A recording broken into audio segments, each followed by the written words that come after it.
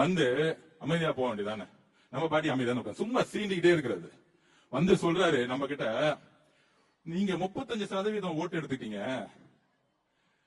மக்கள் உங்களுக்கு எதிராக 65% இருக்கிறாங்க, இப்பயும் தெரிஞ்சுக்குவாங்க நீங்க தேர்தல் அரசியல தோத்துருக்கீங்க. நம்ம இளவரசர் உதய அவர்களே, நீங்க இன்னும் 90% ஜெயிச்சுட்டாங்க, சட்டசபையில உட்கார்ந்துட்டு இருக்கீங்க. கிளாஸ் எடுக்கிறதுக்கு ஒரு தகுதி வேணா?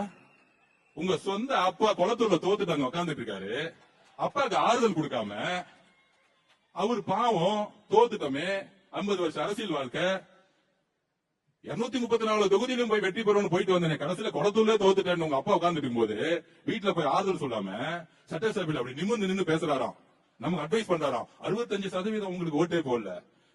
ஐயா 2006 உங்க தாத்தா கலைஞர் அவர்கள் இருக்காரு, கலைஞர் கருணாநிதி அவர்கள், உங்களுக்கு அவர் தானே எடுத்துக்காட்டு முன்னுதாரணம்.